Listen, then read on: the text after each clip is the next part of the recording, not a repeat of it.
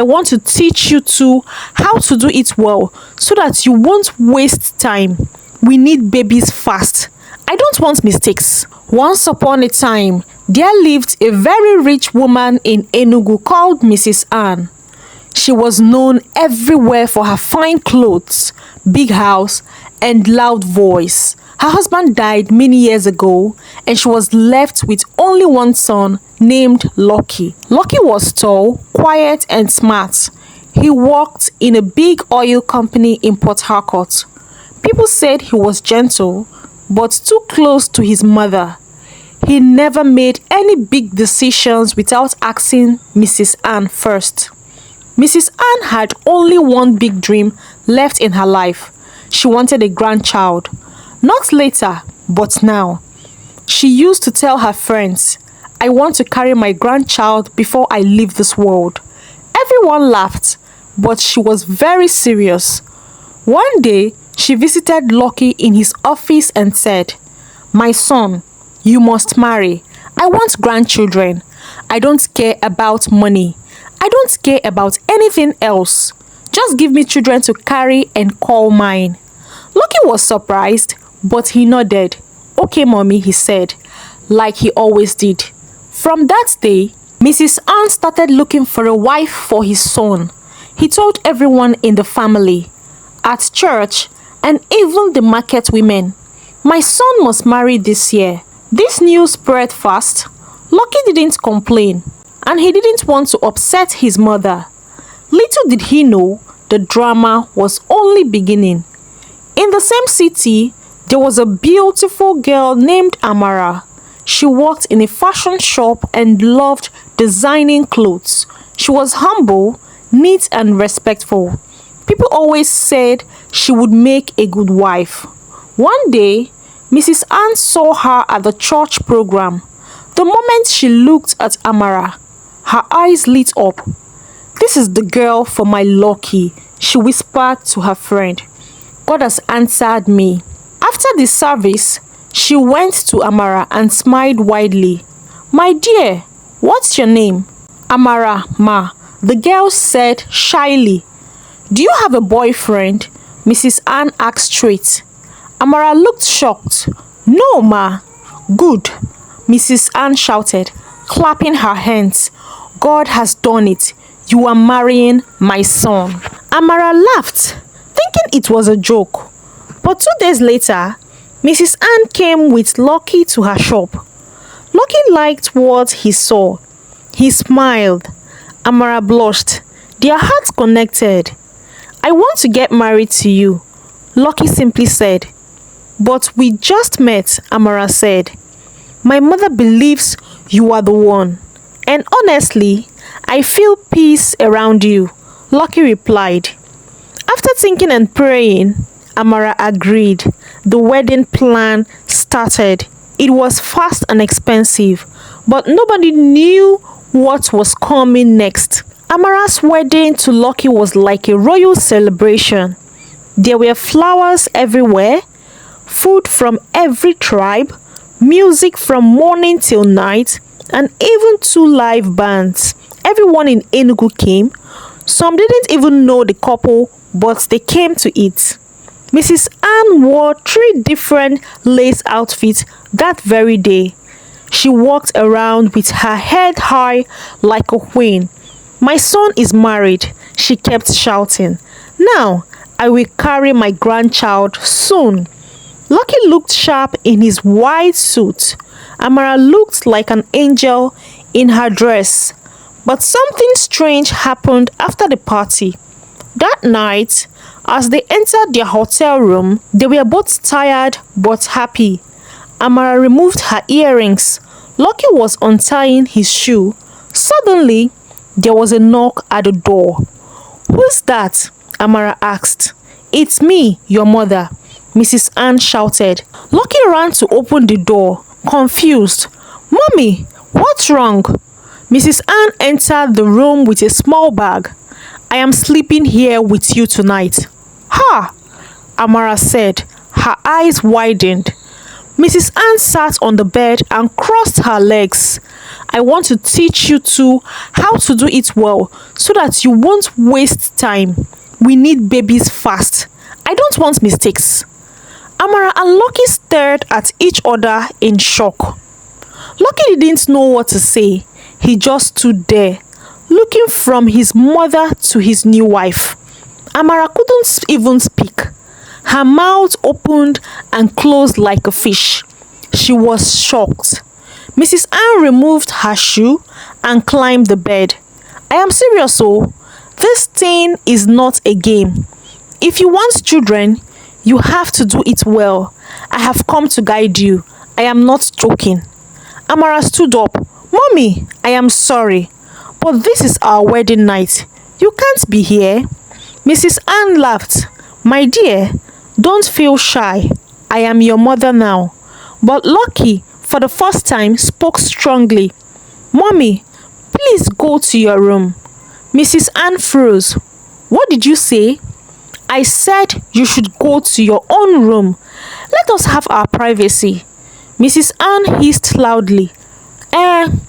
Is it this small girl that is making you talk to me like that? Amara held Lucky's hand. Please, let her go. Lucky turned to his mother. Mommy, we love you, but we need this night, please. Mrs. Ann stood up slowly. She picked up her bag and gave them both a long, angry look. Okay, but don't forget why we are here. I want my grandchild in 9 months. And with that, she walked out. But the trouble had just started. After the wedding night, Amara thought things would calm down. She believed she would finally enjoy peace in her new home. But just 2 weeks after the wedding, Mrs. Ann started again. She called every morning. Amara, are you pregnant yet? No, mommy, it's too early, Amara would answer. By evening, she would call Lucky. My son, hope your wife is eating enough. Let her drink milk, oh. I want twins. Lucky would just laugh. Yes, mommy. Every time Mrs. Ann visited, she brought fruits, herbs, and strange drinks. She gave Amara a bitter root to chew and a list of special food to cook for Lucky. Amara was confused. She didn't even get time to breathe.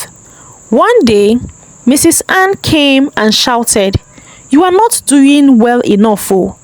You are always walking around like a queen. Go and make babies. Amara ran inside and cried. Lucky saw it but didn't say anything much. Just manage her, please, he told Amara. Amara nodded, but her heart was getting tired. Months passed. The smile faded. Laughter disappeared. Every visit from Mrs. Ann became war. It had been 1 year since the wedding.